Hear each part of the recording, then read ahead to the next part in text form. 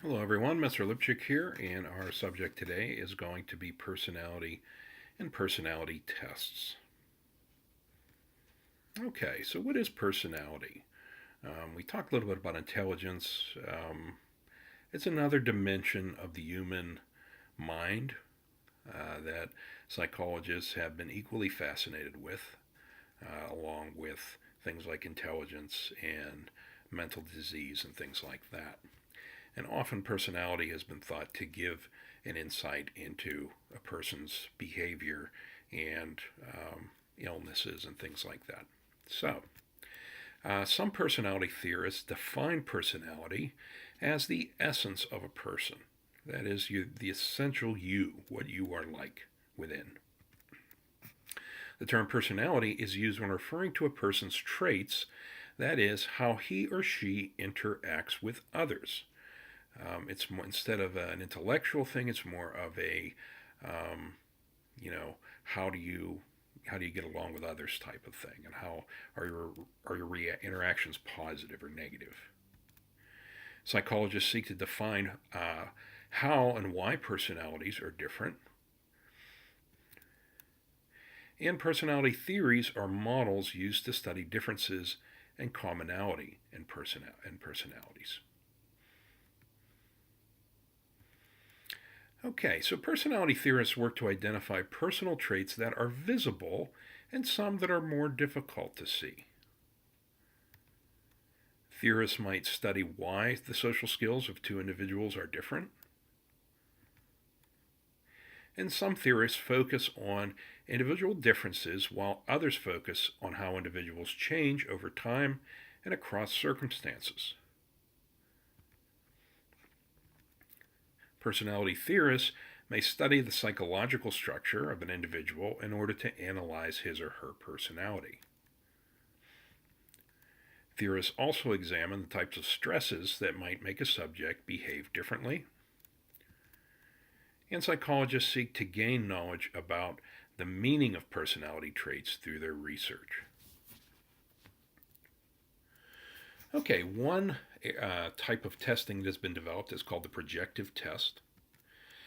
Projective tests are a set of ambiguous stimuli, that means it's not clear what they are, that produce responses that reveal a person's inner personality. These traits are out of a person's awareness. Basically, your personality is not something that you always pick up on. And there are no answer choices, and the clinician interprets the client's response. They show them something like that image there. And based on what you say it looks like, there is an interpretation. The responses to projective tests are open ended. Okay, there's no right or wrong. People just talk and say what they think or feel. And because they are subject to the clinician's interpretation, however, they are controversial. Whenever you have human interpretation, you have an element of subjectivity there. Psychologists feel that they are helpful in measuring the personalities of people who do not express themselves well. Probably the most famous of all these is the Rorschach Test. The psychologist Herman Rorschach developed them. And these are unstructured ink blots, like the one to the right. They're shown on cards to clients who explain what they see. Basically, they instruct the client not to think about it too long, but just to come out with what immediately comes to mind when they see it.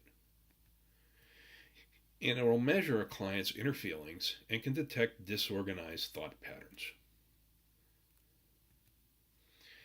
There's the Thematic Apperception Test, or the TAT, which was developed by psychologist Henry Murray. And in this test, the client is given a card and asked to make up a story about the people in the card. The client identifies what the people are doing, how they got to that moment,